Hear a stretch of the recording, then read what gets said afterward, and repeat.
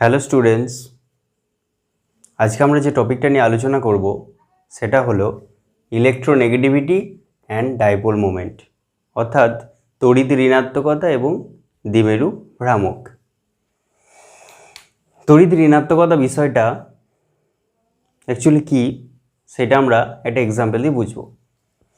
Suppose ধরো HCl, এটা আমরা ছোটো থেকেই জানি যে this is a covalent bond, সমযোজী বন্ধন। এবার কিছু কিছু সমযোজী বন্ধন আছে যেগুলো পোলার বন্ড, দ্যাট ইজ ধ্রুবীয় বন্ধন। পোলার বন্ড মানে ধ্রুবীয় বন্ধন। সেই ধ্রুবীয়তার কারণটা অবশ্যই তড়িৎ ঋণাত্মকতা দিয়ে ব্যাখ্যা করা হবে।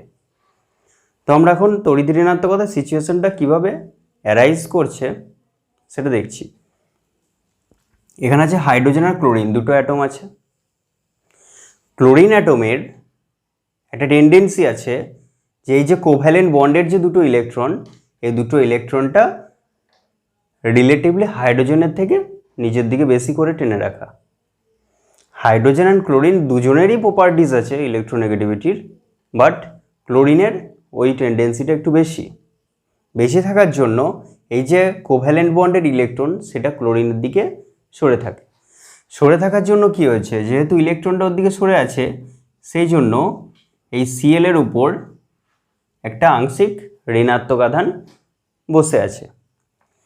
আর যেহেতু হাইড্রোজেন থেকে ইলেকট্রন জোড়টা দূরে সরে গেছে, ডিস্টেন্সে সরে গেছে, সেই জন্য এর উপরে একটা আংশিক ধনাত্মক আধান হয়েছে।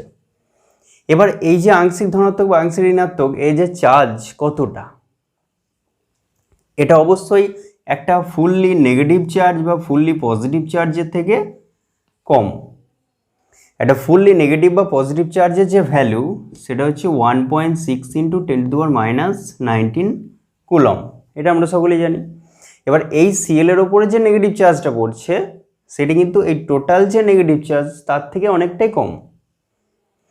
টোটাল নেগেটিভ চার্জটা যদি ওর ওপরে পড়তো তাহলে সাপোজ এরকম একটা সিচুয়েশন হতো। এই সিচুয়েশনটাতে কী দেখা যাচ্ছে, this is A ionic bond. এখানে একটা আয়নীয় বন্ধনের সিচুয়েশন তৈরি হয়েছে যে পুরো ইলেকট্রনটা যখন Cl এর উপরে চলে যাবে তখন কিন্তু পুরো মাইনাস আধানটা পড়বে। আর যেহেতু আয়নিক বন্ড হয় না, এটা আমি এমনি বললাম যে HCl এর মধ্যে কোভ্যালেন্ট বন্ডই হচ্ছে, এবং এখানকার যে ঋণাত্মক আধানটা সেটা পুরোপুরি এই ভ্যালু হয় না, এই ভ্যালু থেকে কিছুটা কম হয়। নেক্সট আর একটা কথা বলছি, তো আমি এটা আপাতত মুছে দিচ্ছি, এটা এমনি বললাম। নেক্সট একটা কোভ্যালেন্টের কথা বলছি, HF। এখানে HF এর ক্ষেত্রে দেখব এই যে বন্ডেড ইলেকট্রনটা এটা ফ্লোরিনের ওপর বেশি করে ফ্লোরিনের দিকে সরে আছে। কেন? কারণ ফ্লোরিনের টেন্ডেন্সি আর হাইড্রোজেনের টেন্ডেন্সি, ইলেকট্রনটা নিজের দিকে টানার যে টেন্ডেন্সি সেটা যদি কম্পেয়ার করি তাহলে ফ্লোরিনে বেশি হচ্ছে, অ্যান্ড বেশি হওয়ার জন্য এর ওপরেও আংশিক ঋণাত্মক আংশিক ধনাত্মক পড়ছে। এবার এই দুটো সিচুয়েশন দেখো, এটার H+, এটাও ডেল প্লাস, এটাও ডেল প্লাস, মিনস এটা হাইড্রোজেন, এটা হাইড্রোজেন, এখানে ক্লোরিন, এখানে ফ্লোরিন আছে। এখন এই যে ডেল মাইনাস আর এই ডেল মাইনাস কিন্তু সমান নয়, এটা আংশিক ঋণাত্মক আধান কিন্তু সমান হবে না। এখানে আবার দেখা যাচ্ছে যে এই যে ফ্লোরিনের ওপরে যে ডেল মাইনাসটা সেটা কিন্তু ক্লোরিনের ওপর যে ডেল মাইনাস তার থেকে বেশি, কারণ এই কোভ্যালেন্ট বন্ডটা অনেক বেশি ফ্লোরিনের দিকে সরে আছে, ফলে ডেল মাইনাসে ফ্লোরিনের অনেক বেশি হয় দেন ক্লোরিনের। ওকে, তাহলে তড়িৎ ঋণাত্মকতার যে সংজ্ঞাটা সেটা আমরা কি বলবো, যে সমযোজী বন্ডে আবদ্ধ অবস্থায় কোনো একটা নির্দিষ্ট পরমাণু তার বন্ধন জুড়ে যে ইলেকট্রনটা সেটা যে নিজের দিকে টানার যে প্রবণতা সেটাকে বলে তড়িৎ ঋণাত্মকতা। ওকে, এবার তড়িৎ ঋণাত্মকতা কতগুলো স্কেল পড়বো আমরা দুটো স্কেল পড়বো, একটা পাউলিং স্কেল, একটা মুলিকান স্কেল। পাউলিং স্কেলের সাহায্যে তড়িৎ ঋণাত্মকতা নির্ধারণ করব, কোনো একটা মৌলের তড়িৎ ঋণাত্মকতা কীভাবে নির্ধারণ করা হয় সেটা দেখব। এখানে আমি ধরে নিয়েছি যে AB দুটো আলাদা প্রকৃতির পরমাণু নিয়ে তারপরেই তো দেখা যাবে যে তড়িৎ ঋণাত্মকতাটা একজনের থেকে আরেকজনের ডিটারমিনেশন করা হবে। তাহলে AB দুটো আলাদা পরমাণু, এইটাকে নেওয়ার জন্য আমাকে এ এ আর বিবি বন্ডকে কনসিডার করতে হচ্ছে। এ এ আর বিবি বন্ডটা ব্রেক করে তারপরে কিন্তু এবি ফরমেশন হয়েছে। এবার এই যে এ এ আর বিবি যে বন্ডটা, এদের বন্ড ব্রেক করার যে এনার্জিটা, বন্ড এনার্জি, এদের যে অ্যাভারেজ বন্ড এনার্জি, সেটা আমি কি লিখব? ই এ এ প্লাস ই বিবি বাই 2, এদের অ্যাভারেজ বন্ড এনার্জিটা এটা লিখলাম। আর যখন এবি ফরমেশন হয়ে গেছে, সেই এবি মলিকিউলসটার এই এ বন্ড বি এর যে বন্ড এনার্জি সেটাকে ধরলাম ই এবি। ওকে, এখন কথা হচ্ছে এই যে দুটো বন্ড এনার্জি কথা বললাম, এই দুটোর মধ্যে কিন্তু এরা সমান হয় না। কেন সমান হয় না? রিয়াকশনটা যখন ফরওয়ার্ডে ফরমেশন হচ্ছে তখন অবভিয়াসলি এ এবং বি এর মধ্যে যে বন্ড এনার্জি সেটা বেশি হবে। বোঝা গেল? এ এই বন্ডটা ব্রেক করবে, এই বন্ডটা ব্রেক করবে, তারপর এর সাথে বি এর বন্ড তৈরি হবে এবং সেই বন্ড এনার্জিটা একটু বেশি হবে। তাহলে কতটা বেশি হচ্ছে, সেইটা বেশিটা হচ্ছে, যার জন্য আমি লিখলাম যে E A B greater than this average bond energy of A2 and B2। তাহলে কতটা ইনক্রিজ করছে, কতটা বেশি হচ্ছে, সেটা অবশ্যই এটা থেকে এটা মাইনাস করব। মাইনাস করার পর এই ভ্যালুটা পেলাম, ডেল্টা ই এ বি। এই যে ভ্যালুটা, সেটা কিন্তু দেখা যাচ্ছে যে এই দুটোর বন্ড এনার্জি এবং এদের বন্ড এনার্জি ডিফারেন্সটা, যেটা এই পাউলিং স্কেলের ডিটারমিনেশন করার জন্য লাগবে। এবার এই ভ্যালুটা কিন্তু নেওয়ার পরে তারপর আমরা একটা সমীকরণ দেখব, যে সমীকরণটা পাউলিং স্কেল থেকে পাওয়া গেছে।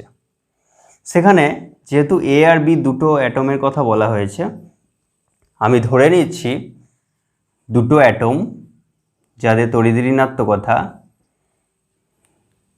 জাই এ আর একজনের জাই বি, এই দুটোর মাইনাস করা যে ভ্যালুটা সেটা হবে 0.208 ইন্টু এই যে ভ্যালুটা দেখছো, এই ভ্যালুটা ডেল্টা ই এ বি তার পাওয়ারে হাফ।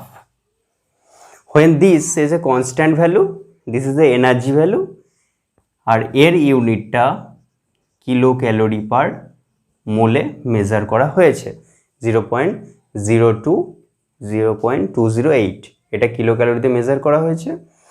এখানে এর তড়িৎ ঋণাত্মকতা এটা, বি এর তড়িৎ ঋণাত্মকতা বা ইলেকট্রোনেগেটিভিটি ভ্যালু হচ্ছে এটা, এদের তড়িৎ ঋণাত্মকতার যে ডিফারেন্স সেটা এভাবে দেখা যাচ্ছে।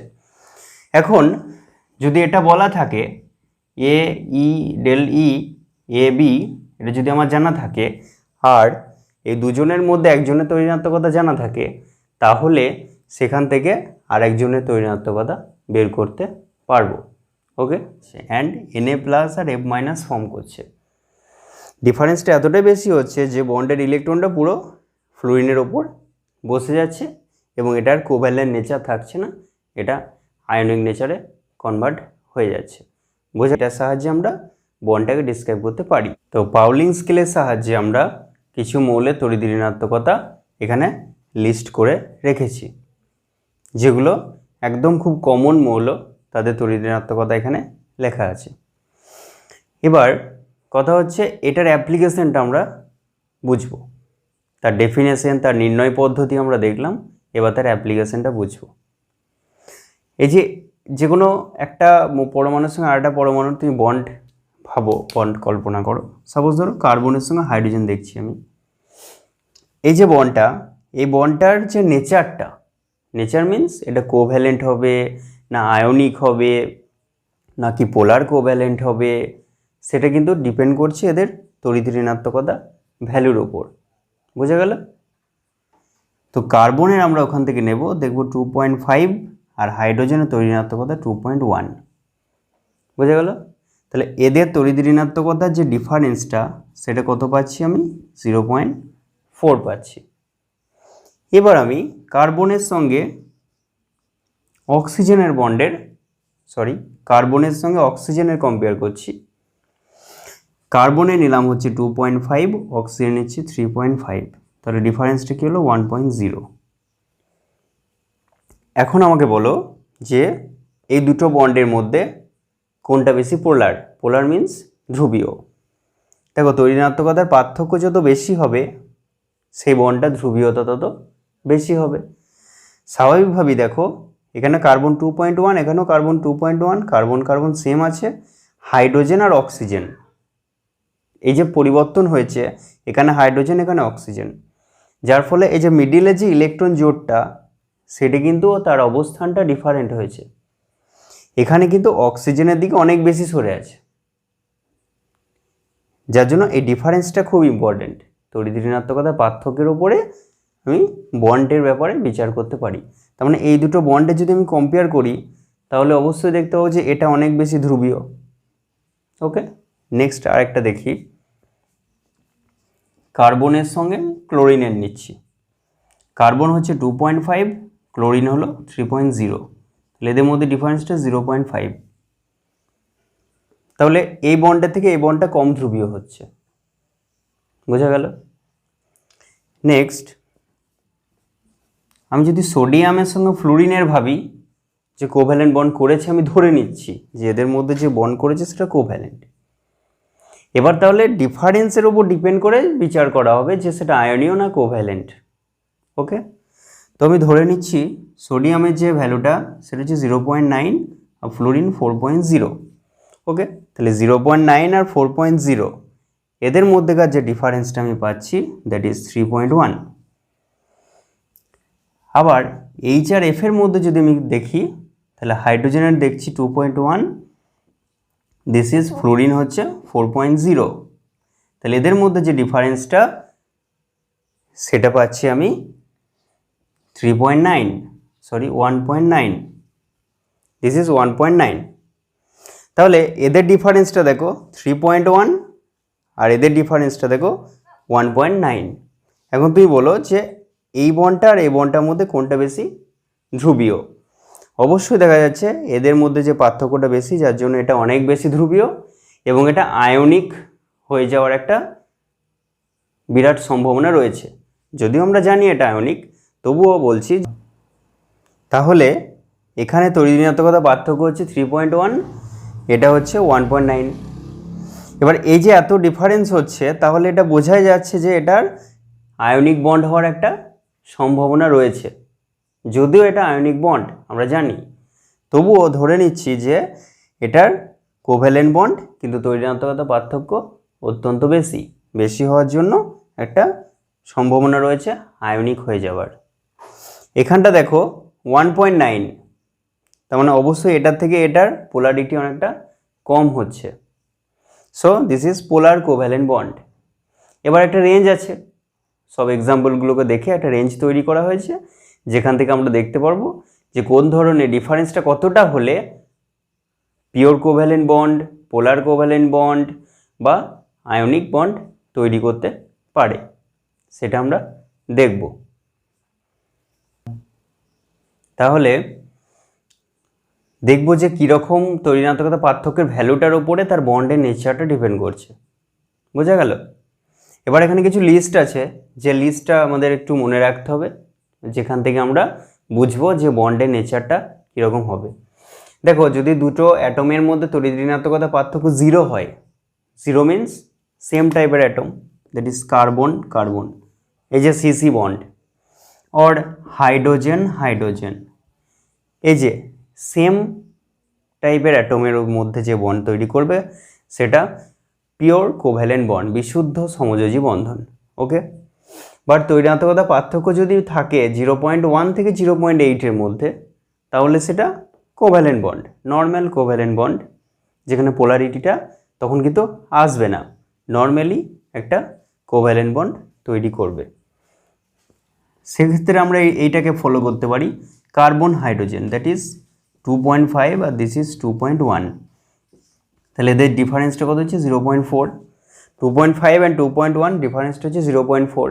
তাহলে কার্বন হাইড্রোজেন বন্ডটার কিন্তু কোভ্যালেন্ট বন্ড, এটা কিন্তু আমি পোলার কোভ্যালেন্ট বলতে পারবো না, মানে যেটা ওই আংশিক যে ডেল মাইনাস এবং ডেল প্লাস পড়ছে সেটা এখানে বলা যাবে না। তো তার কারণ হচ্ছে দুজনের তড়িৎ ঋণাত্মকতা প্রায় কাছাকাছি, একজনের 2.5 একজনের 2.1, অবশ্যই সমান নয় কিন্তু প্রায় কাছাকাছি হওয়ার জন্য এটা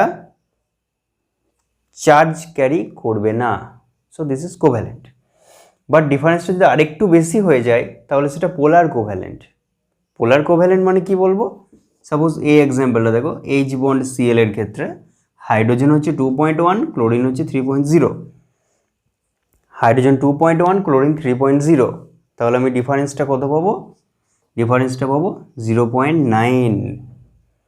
0.9 থেকে, so this is polar covalent bond. আমি আরও একটা এক্সাম্পল নিচ্ছি, এইচএফ। এইচএফ এর ক্ষেত্রে না, এইচএফ এখন নেব না। সাপোজ হাইড্রোজেন আর অক্সিজেনের মধ্যে যদি কোনো বন্ড ফর্ম করে সেটা একটু ফলো করব। হাইড্রোজেন হচ্ছে 2.1, অক্সিজেন হচ্ছে 3.5। 2.1 আর 3.5 এদের মধ্যে যদি ডিফারেন্স করি তাহলে আমরা কি দেখতে পাবো? That is 1.4। দেখো এই রেঞ্জের মধ্যে পড়ছে 0.9 থেকে 1.6, তাহলে এখানটা আমি কত পেলাম? 1.4 পেলাম। সো এই রেঞ্জের মধ্যে পড়ছে পোলার কোভ্যালেন্ট বন্ড, মানে এখানে ডেল মাইনাস ডেল প্লাস, এখানে ডেল মাইনাস ডেল প্লাস পড়ছে, ধ্রুবীয় সমযোজী বন্ধন। ওকে, নেক্সট হচ্ছে 1.7 যদি ভ্যালু হয় তাহলে 50% কোভ্যালেন্ট।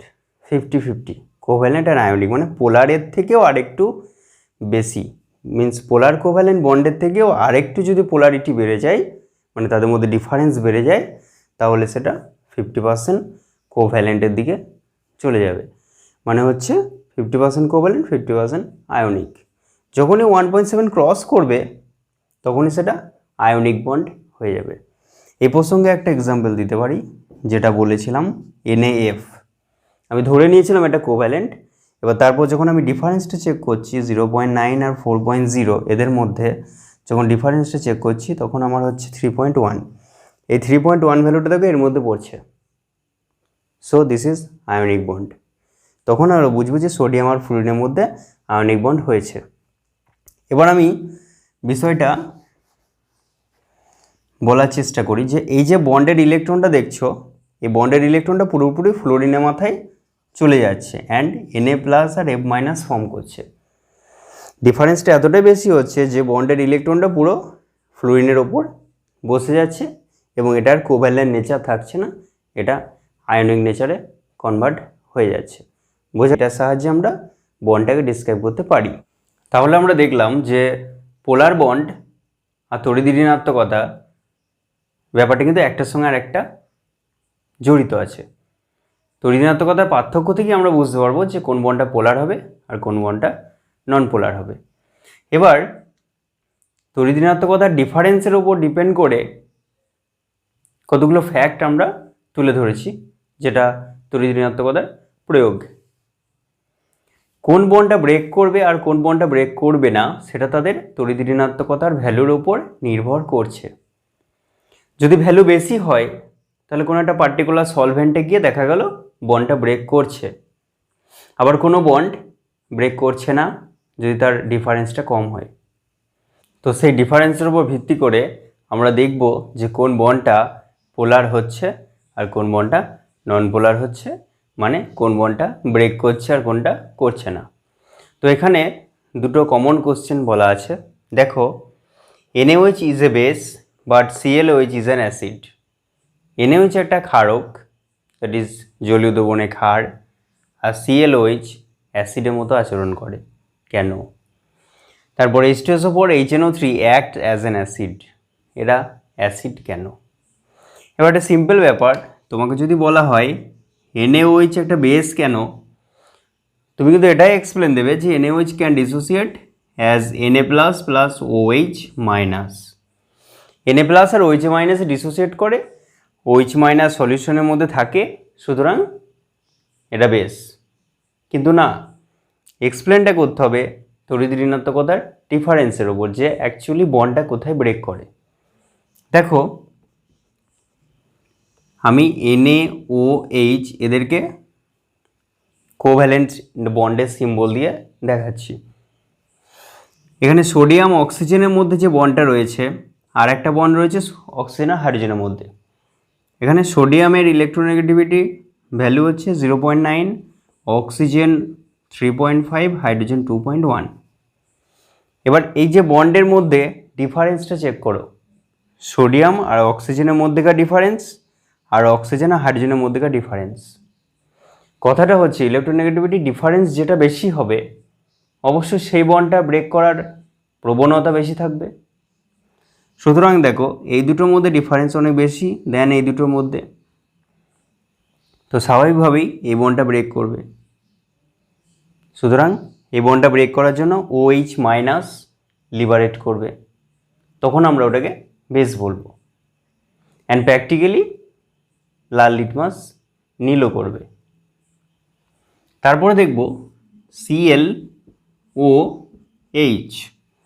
ClOH এর ক্ষেত্রে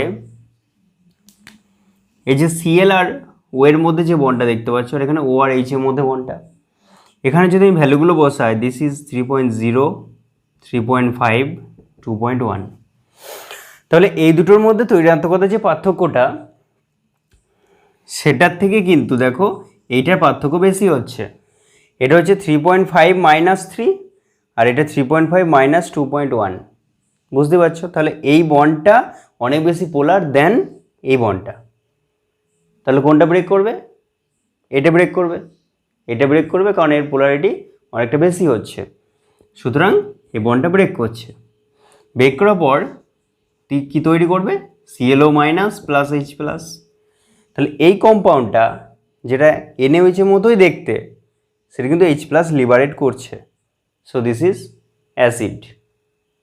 ক্লিয়ার? এখন আমরা H2SO4 এবং HNO3 ক্ষেত্রে কেসটা দেখব কি হচ্ছে। H2SO4 এর লুইস ডট স্ট্রাকচারটা ফার্স্টে ড্র করব, প্রত্যেকটা বন্ড ভেঙে ভেঙে দেখানো হবে। This is H2SO4। এবার প্রত্যেকটা বন্ডেরই তুমি তৈরাত্মকতার ডিফারেন্সটা বের করতে পারবে। ফার্স্টে করি সালফার। সালফারের ইলেকট্রোনেগেটিভিটি ভ্যালুটা হচ্ছে 2.8, অক্সিজেন 3.5, হাইড্রোজেন 2.1। এই যে সিচুয়েশনটা দেখো 2.8, 3.5, 2.1, তাহলে এবার বলো যে SO বন্ডে তৈরাত্মকতার ডিফারেন্স বেশি নাকি OH এর মধ্যে ডিফারেন্সটা বেশি?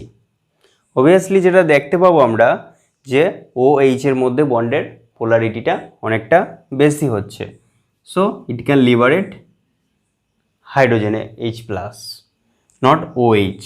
ইফ এই বন্ডটা যদি ব্রেক করতো তাহলে OH মাইনাস লিবারেট করতো অ্যান্ড H2SO4টাকে আমরা বেস বলতাম, but this is not. H2SO4 is an acid because এই বন্ডটা ব্রেক করে। একইভাবে এই বন্ডটা ব্রেক করে। ক্লিয়ার? তাহলে এই বন্ডটা আর এই বন্ডটা ব্রেক করলে আমি পাচ্ছি দুটো H প্লাস।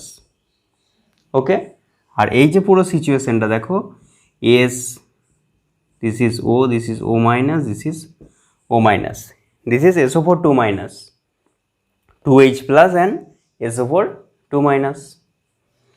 একইভাবে নাইট্রিক অ্যাসিডের সিচুয়েশনটা আমরা দেখব।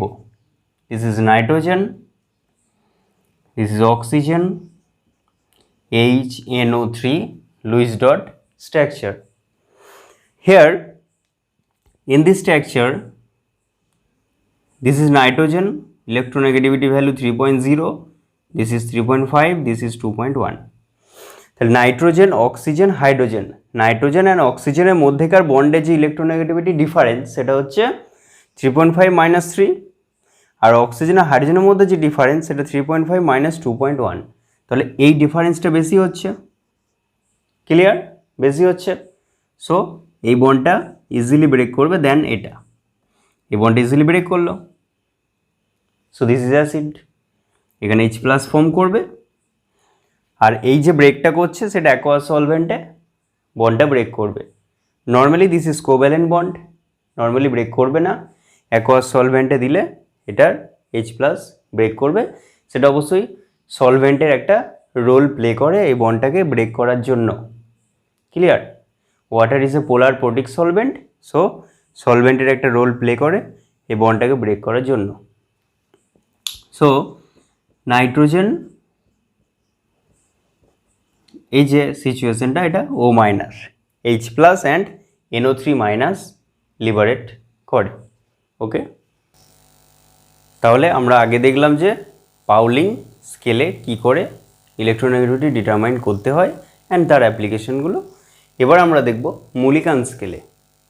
মুলিকান স্কেলে ইলেকট্রোনেগেটিভিটি ডিটারমাইনের জন্য একটা ইজি সমীকরণ তৈরি করা হয়েছে, যেটা হচ্ছে যে কোনো একটা পার্টিকুলার পরমাণুর যখন তুমি ইলেকট্রোনেগেটিভিটি ডিটারমাইন করবে তখন তার ionisation potential, that is ionisation energy, plus electron affinity, তার যে এনার্জি, দুটো এনার্জি প্লাস করে ডিভাইডেড বাই 2। তো ইলেকট্রন অ্যাফিনিটি এনার্জি আর আয়োনাইজেশন পোটেনশিয়াল এনার্জি দুটোর অ্যাভারেজ করলে তুমি ইলেকট্রোনেগেটিভিটি পাবে। এবার কথা হচ্ছে এই দুটোকে কেন ইলেকট্রোনেগেটিভিটির সঙ্গে, এটা এন ইলেকট্রোনেগেটিভিটি, এই দুটোকে কেন ইলেকট্রোনেগেটিভিটির সাথে অ্যাটাচ করা হয়েছে? এই দুটোকে ionisation potential energy and electron affinity, এই দুটোকে কেন ইলেকট্রোনেগেটিভিটির সঙ্গে অ্যাটাচ করা হয়েছে? বিকজ এই দুটো এনার্জি ভ্যালু ইলেকট্রোনেগেটিভিটির ওপর ডিপেন্ড করছে। ফর এক্সাম্পল, আমি যদি সোডিয়ামের কথা বলি, পাউলিং স্কেলে দেখলাম সোডিয়ামের ইলেকট্রোনেগেটিভিটি জেনারেলি কম হচ্ছে রিলেটিভ টু ক্লোরিন। এটা আগের পাউলিং স্কেলে ভ্যালুটা এখানে পুট করেছি। তো জেনারেলি দেখতে পাচ্ছি সোডিয়াম ইলেকট্রোনেগেটিভিটি কম, ক্লোরিনে বেশি, ওইটা অপেক্ষা। এবার দেখো আয়োনাইজেশন পোটেনশিয়াল অফ সোডিয়াম আর ইলেকট্রন অ্যাফিনিটি অফ সোডিয়াম যদি দেখা যায়, তাহলে আয়োনাইজেশন পোটেনশিয়াল অফ সোডিয়াম ভ্যালুটা জেনারেলি ক্লোরিন অপেক্ষা অনেকটা কম হবে।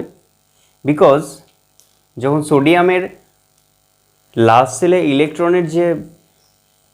ইলেকট্রনের ওপর যে নিউক্লিয়াসে পজিটিভ আধান, যেটাকে ইফেক্টিভ নিউক্লিয়ার চার্জ বলা হচ্ছে, সেই ইফেক্টিভ নিউক্লিয়ার চার্জটা কিন্তু অনেকটা কম পড়ছে।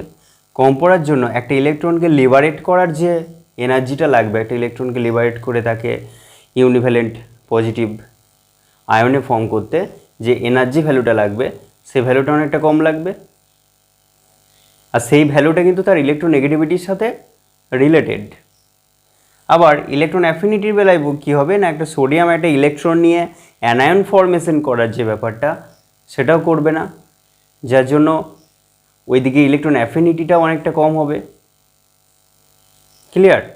তাহলে আয়োনাইজেশন পোটেনশিয়ালও কম, ইলেকট্রন অ্যাফিনিটিও কম, তো জেনারেলি ইলেকট্রোনেগেটিভিটিও কম হবে। ক্লোরিনের ব্যাপারটা, ক্লোরিন কী করবে, লাস্ট সেলে ইলেকট্রনটা লিবারেট করার জন্য হাইলি এনার্জি লাগবে, এনার্জি ভ্যালু অনেক হাই হবে, যার জন্য আয়োনাইজেশন পোটেনশিয়াল ভ্যালুটাও হাই হবে। আবার ইলেকট্রোনেগেটিভিটির ক্ষেত্রে, ইলেকট্রন অ্যাফিনিটির ক্ষেত্রে কি দেখব, যে একটা ইলেকট্রনকে যখন অ্যাকসেপ্ট করবে তখন অনেকটা বেশি এনার্জি রিলিজ করছে, মানে ইলেকট্রন অ্যাফিনিটি, ইলেকট্রন আসক্তির মানটাও কিন্তু বেশি, আয়নের বিভবের মানও বেশি, ইলেকট্রন আসক্তির মানও বেশি। এবার পর্যায় বরাবর দুটো জিনিসই কিন্তু বাড়ে, আয়নন বিভবও বাড়ছে, ইলেকট্রন আসক্তিও কিন্তু বাড়ছে। তাহলে এই দুটো ফ্যাক্টর যখন অ্যাভারেজ করব তখন ইলেকট্রোনেগেটিভিটি হচ্ছে। তাহলে সোডিয়ামের দুটো ভ্যালুই কিন্তু রিলেটিভলি কম হচ্ছে, ক্লোরিনের দুটো ভ্যালুই কিন্তু রিলেটিভলি বেশি হচ্ছে, যার জন্য তড়িৎ ঋণাত্মকতা ভ্যালুটাও কিন্তু দুজনের কম্পেয়ার করে দেখা যাচ্ছে যে এর অবশ্যই কম হচ্ছে, এর অবশ্যই বেশি হচ্ছে। ক্লিয়ার? এবার আমরা এই বিষয়টার ওপর একটু ফোকাস করব, bond polarity and bond moments. প্রথমে আমি দেখে নেব HCl এক্সাম্পলটা নিয়ে আরেকবার বলি। তড়িৎ ঋণাত্মকতার কারণে কিন্তু এরকম একটা সিচুয়েশন তৈরি হয়েছে, তার মানে এখানে কিছুটা নেগেটিভ চার্জ কিছুটা পজিটিভ চার্জ হয়েছে। এবার এই যে নেগেটিভ চার্জটা, সেটা কিন্তু লেস দেন 1.6 × 10⁻⁻19 কুলম, এই যে নেগেটিভ চার্জটা। বাট আমি যদি সোডিয়ামের আর ক্লোরিনের কথা বলি, তাহলে কিন্তু এদের তড়িৎ ঋণাত্মকতার ডিফারেন্সের কারণে এরা আয়নিক বন্ড ফর্ম করে অ্যান্ড প্লাস মাইনাস, তখন কিন্তু এই ইটা ইকুয়ালস টু 1.6 × 10⁻⁻19 কুলম হয়ে যাবে। এই যে চার্জ দুটো আমি কথা বলছি, এই চার্জ দুটো কিন্তু ভ্যালুটা এ ভ্যালুর সঙ্গে সমান হবে। But here this is covalent bond, polar covalent bond, এবং এই চার্জ দুটো কিন্তু ইলেকট্রনের একটা চার্জের পুরোপুরি ইকুয়াল হচ্ছে না। এখন কথা হচ্ছে এই যে সমযোজী বন্ড, সমযোজী বন্ডের মধ্যেও কিন্তু আয়নীয় পোর্শনটা কিন্তু থেকে যাচ্ছে। যেহেতু এটা পিওর সমযোজী বন্ড হচ্ছে না, যার জন্য এর মধ্যে কিন্তু আয়নীয় একটা পার্সেন্টেজ থেকে যাচ্ছে। সেই পার্সেন্টেজটা ক্যালকুলেট আমাদের করতে হবে, আমাদের হিসাব করতে হবে যে এর মধ্যে কতটা আয়নিক পার্সেন্টেজ ঢুকে আছে। এবার এই যে কথাটা বলছি এটাও কিন্তু আমি বলতে পারবো না যে 100% আয়নিক, বাট 100%-এর কাছাকাছি আয়নিক হবে, 100%-এর কাছাকাছি যাবে। এবং Na প্লাস আর Cl মাইনাসটা এটা নিয়ার ইকুয়ালস টু, বা ধরে নিতে পারি যে এই ভ্যালুর কাছাকাছি, এক্স্যাক্ট ভ্যালুটা না ধরে এই ভ্যালুর কাছাকাছি ধরে নিতে পারি। সে সুবিধার জন্য আমি ইকুয়াল সাইনটাকে নিয়ার ইকুয়ালস টু দিতে পারি, কিন্তু ভ্যালুটা বসাবার সময় এটাই বসাবো। এখন কথা হচ্ছে এটা যেহেতু পিওরলি আয়নিক নয়, তাহলে এর মধ্যে আয়নিক পার্সেন্টেজটা আমাদের বের করতে হবে, এটা হচ্ছে উদ্দেশ্য। তার জন্য যে টার্মটা বেরিয়ে আসে সেই টার্মটা হচ্ছে ডাইপোল মোমেন্টস, যেটা বন্ড মোমেন্টস থেকে ক্রিয়েট হবে। দেখো একটা পজিটিভ চার্জ আর একটা নেগেটিভ চার্জ। এবার এই পজিটিভ আর নেগেটিভ চার্জের ভ্যালুটা ই এর ইকুয়াল হোক বা ই এর থেকে ছোট হোক, যাই হোক না কেন, এদের মধ্যে কিন্তু একটা মোমেন্টস কাজ করছে। একটা পজিটিভ আর নেগেটিভ পোল, দুটো ডাইপোল, আর ডাইপোলের মধ্যে একটা মোমেন্টস কাজ করছে। এটা কিন্তু ডিপেন্ড করছে যে এই চার্জের ভ্যালু কতটা তার ওপর, আর এদের মধ্যে কতটা ডিস্টেন্স রয়েছে তার ওপর। আমি যদি এই চার্জের ভ্যালুটাকে সেম রেখে এদের মধ্যেকার ডিস্টেন্সটা বাড়িয়ে দিই, মানে দুটো অপোজিটলি চার্জ অনেকটা ডিস্টেন্সে ছড়িয়ে আছে, অনেকটা লং ডিস্টেন্সে ছড়িয়ে থাকলে তার যে বন্ড মোমেন্টস, সেই বন্ড মোমেন্টস কিন্তু বেশি হয়। আবার যদি চার্জটাও ইনক্রিজ করে দিই তাহলে বন্ড মোমেন্ট বেশি হবে। এবার সেই ডাইপোল মোমেন্টসটা ক্যালকুলেট করা হবে এই দুটো টার্মের ওপর ডিপেন্ড করে, E and D. Okay, E means এই যে চার্জটা ভ্যালু, আর ডি মিনস দুটো পরমাণুর নিউক্লিয়াস দ্বয়ের মধ্যেকার দূরত্ব, মানে distance between two atoms bonded to each other. তাহলে এই ডাইপোল মোমেন্টসের ওপর বেস করে আমি একটা পোলার কোভ্যালেন্ট বন্ডের আয়নিক ক্যারেক্টার ডিটারমাইন করতে পারবো। সেটা দেখো,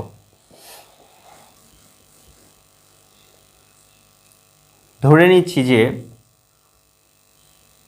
একটা বন্ডের actual dipole moment, that is mu experimental, এটা হচ্ছে তার অ্যাকচুয়াল ডাইপোল মোমেন্ট।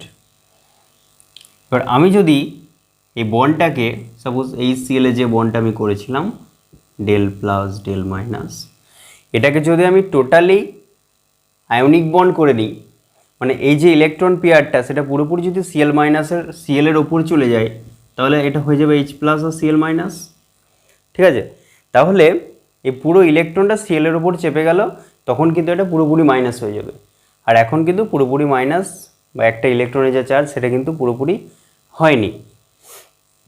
এবার আমি যদি ধরে নিই যে এটা পুরোপুরি চার্জ হয়ে যাবে, তখন আমার যে মিউ পাবো সেটা mu equals to E into D, মানে সেই মিউটা হবে মিউ থিওরিটিক্যাল, মিউ এক্সপেরিমেন্টাল আর মিউ থিওরিটিক্যাল ভ্যালু। আর distance between hydrogen and chlorine, মানে এদের যে বন্ডের যে ডিস্টেন্সটা, বন্ড লেন্থটা, সেই বন্ড লেন্থটা কিন্তু আমার কাছে ডাটাটা দেওয়া থাকবে, সেটা বসাবো।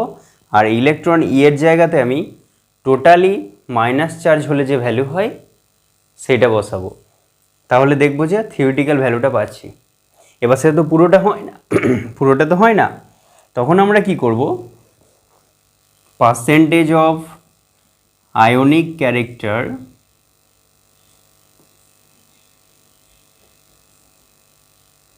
ক্যালকুলেট করব এইভাবে যে অ্যাকচুয়ালি এক্সপেরিমেন্টালি কতটা পাচ্ছি আর থিওরিটিক্যালি কতটা হয়েছে ইন্টু 100%। ওকে, থিওরিটিক্যালি কতটা হয়েছে এটার উপরে ডিপেন্ড করে আমরা তার পোলারিটিটা ডিপেন্ড করতে পারি। তাহলে দেখলাম যে আয়নিক ক্যারেক্টার যেটা আমি মেজারমেন্ট করছি সেটা mu experimental by mu theoretical into 100 করলে তার মধ্যে আয়নিক ক্যারেক্টার কত সেটা আমরা বুঝতে পারবো। ওকে, এখানে একটা জিনিস লেখা আছে 1 dy equals to 10⁻18 EOCU centimetre and e একটা ইলেকট্রনের চার্জ 4.8 ইন্টু 10⁻10 ESU। ঠিক আছে, ডাইপোল মোমেন্টের unit debye and ESU centimetre, সেটা নিয়ে আমি আপাতত বেশি ভেতরে যাচ্ছি না, সেটা তোমরা বইয়ের মধ্যে দেখতে পাবে, এমন কিছু ব্যাপার না। ইএসইউ আর সেন্টিমিটার ইউনিটটা এভাবে আছে। আর এখন আমরা একটা ডাটা নিচ্ছি, if mu experimental value of HCl মলিকুলসটার মিউ এক্সপেরিমেন্টাল ভ্যালু, ধরো আমি ডাটাটা নিলাম 1.03 ডিবাই, আর ডিস্টেন্স বিটুইন এইচ আর Cl এই ডাটাটাও আমি কালেক্ট করেছি 1.275 ইন্টু 10⁻8 সেন্টিমিটার, এটা আমি ডাটাটা কালেক্ট করেছি। এখন এটা আমার কাছে মিউ এক্সপেরিমেন্টাল হয়ে আছে, this is actual value dipole moment. But আমি যদি এটাকে ধরি যে পুরোপুরি আয়নিক বন্ড হয়ে আছে, মানে এই যে ইলেকট্রন পেয়ারটা সেটা পুরোপুরি Cl মাইনাসের উপর চেপে গেছে, তারপরে এরকম একটা সিচুয়েশন তৈরি করেছে, তাহলে এর মধ্যে 100% আয়নিক থাকার কথা। তাহলে সেই অবস্থায় আর একটা আমি ডাইপোল মোমেন্ট পাবো, দ্যাট ইজ মিউ থিওরিটিক্যাল। তাহলে সেটা কী করে মেজার করবো, দেখো মিউ থিওরিটিক্যালটা মেজার করছি আমি ই ইন্টু ডি, ফর্মুলার দ্বারা ই ইন্টু ডি। এবার ই মানে কি বললাম, যদি আমি এটা পুরোপুরি আয়নিক ধরি তাহলে টোটাল একটা চার্জ, একটা নেগেটিভ চার্জ ক্লোরিনের মাথায়, একটা পজিটিভ চার্জ হাইড্রোজেনের মাথায় থাকছে, টোটাল ভ্যালুটা বসাচ্ছি। তা টোটাল একটা ইলেকট্রনের যে চার্জ সিজিএস পদ্ধতিতে সেটা আমি এখানে বসাবো, ইন্টু যে ডিস্টেন্সের ভ্যালুটা, যে ডাটাটা আমি পেয়েছি সেটা এখানে বসালাম। ওকে, এই ভ্যালুটা বসানোর পর এদের মধ্যে যে ক্যালকুলেট করে ইএসইউ সেন্টিমিটার পাবো, ইএসইউ সেন্টিমিটার পাওয়ার পর তারপরে তাকে আমি ডিবাইয়ে কনভার্ট করব, তখন পাবো আমি 6.12 ডিবাই। তাহলে দেখো থিওরিটিক্যাল ভ্যালুটা কতটা বেড়ে গেছে, আর এক্সপেরিমেন্টালি 1.03, আর এটা হচ্ছে 6.12। তো স্বাভাবিকভাবে বুঝতে পারছো এই যে থিওরিটিক্যালটা কেন বাড়লো, বিকজ কোভ্যালেন্টটাকে আমি আয়নিক করে দিয়েছি, চার্জটাকে বেশি করে দিয়েছি। এতটা চার্জ কিন্তু Cl মাথায় অরিজিনালি থাকে না HCl বন্ডে, বোঝা গেল? তাহলে এই এতটা হচ্ছে টোটাল ডাইপোল মোমেন্ট। তাহলে এতটার মধ্যে যদি এতটা হয় তাহলে 100 মধ্যে কত, এটা যদি হাইয়েস্ট ম্যাক্সিমাম ডাইপোল মোমেন্ট যদি এটা হয় তাহলে এটার মধ্যে এতটা অ্যাকচুয়াল ভ্যালু, তাহলে 100-র মধ্যে ডাইপোল মোমেন্টের ভ্যালুটা কতটা দাঁড়াবে। তখন আমি ফর্মুলাটা বসিয়ে দেখতে পেলাম যে পার্সেন্টেজ অফ আয়নিক ক্যারেক্টারটা, এটা থিওরিটিক্যাল এটা বেরোচ্ছে, তাহলে percentage of ionic character equals to আমার হবে 1.03 বাই 6.12 ইন্টু 100%। এবার এটা যদি আমি ক্যালকুলেট করি তাহলে ভ্যালুটা পাবো হচ্ছে 16.83 মতো, এত পার্সেন্ট আমি পাচ্ছি। তাহলে সেই পরিমাণটা হচ্ছে এটা, মানে HCl যে বন্ডটা তার মধ্যে আয়নিক পার্সেন্টেজ হচ্ছে 16.83%। তাহলে বুঝতেই পারছো যে একটা পোলার কোভ্যালেন্ট বন্ডে আয়নিক পার্সেন্টেজ বের করার জন্য আমাদের এই প্রসেস অনুযায়ী করতে হবে। ওকে, এবার একটা ছোট্ট কথা বলবো, তারপরে শেষ করব। সেটা হচ্ছে এই যে ডাইপোল মোমেন্টটা, dipole moments of a molecules, এটা কোন কোন জিনিসের ওপর ডিপেন্ড করে। Dipole moments of a molecule এটা কোন কোন জিনিসের ওপর ডিপেন্ড করে, একটা হচ্ছে বন্ড মোমেন্টস। বন্ড মোমেন্টস মানে সে পার্টিকুলার মলিকিউলটা যে বন্ডগুলো রয়েছে তাদের বন্ড মোমেন্টসের ওপর, একটা মলিকিউলে হয়তো অনেকগুলো বন্ডস রয়েছে তাহলে সেই বন্ড মোমেন্টসের ওপর ডিপেন্ড করবে। আর 2 নাম্বার হচ্ছে শেপ অফ মলিকিউল, সেই মলিকিউলটার শেপের ওপর ডিপেন্ড করবে। তাহলে শুধুমাত্র বন্ড পেয়ার বন্ড মোমেন্টসের ওপর ডিপেন্ড করছে না, ডাইপোল মোমেন্ট একটা কোয়ান্টিটি যেটা bond moments and shape of molecules দুটো জিনিসের ওপর ডিপেন্ড করবে। ফর এক্সাম্পল কার্বন ডাইঅক্সাইড মলিকিউলসটা আমি নিলাম, দেখো কার্বন আর অক্সিজেনের মধ্যে কিন্তু বন্ড পোলারিটি একটা রয়েছে, তার মানে বন্ড মোমেন্টস রয়েছে। এই বন্ড মোমেন্টসটা কোন দিকে কাজ করছে, যার তৈরিণাত্মকতা বেশি তার দিকে কাজ করবে, তাহলে কার্বন থেকে অক্সিজেনের দিকে কাজ করছে। এই সিম্বলটা দেওয়া হয়, মানে ডাইপোল মোমেন্টের সিম্বলটা এইটা ইউজ করা হচ্ছে এরকমভাবে। এইদিকে থাকবে মোর ইলেকট্রোনেগেটিভ অ্যাটমটা, এইদিকে থাকবে লেস ইলেকট্রোনেগেটিভ অ্যাটমটা।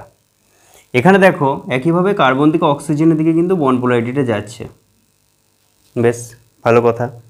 তাহলে এই যে বন্ড পোলারিটির যে ভ্যালুটা, এটা তো সেম টাইপের বন্ড, তাহলে এই ভ্যালুটা কিন্তু একটা ভেক্টর কোয়ান্টিটি যেটা দিকের ওপর নির্ভর করছে। তাহলে এদিকে মানটা সমান এবং পরস্পর বিপরীতমুখী, তাহলে বন্ড মোমেন্টস রয়েছে। শেপটা এরকম একটা শেপ যেটা 180 ডিগ্রি বন্ড অ্যাঙ্গেলের মধ্যে আছে, তাহলে শেপের জন্য কিন্তু এদের বন্ড মোমেন্টস থাকা সত্ত্বেও এর ডাইপোল মোমেন্টসটা কিন্তু আমাকে 0 নিতে হবে। এটি 0 হবে অ্যান্ড তখন আমরা বলবো CO2 হচ্ছে নন পোলার মলিকিউল। বোঝা গেল? এরকম আরও এক্সাম্পল নিয়ে আমরা পরের ভিডিওতে আসবো, ততক্ষণ এটা ভালো করে রিভাইজ করে নাও।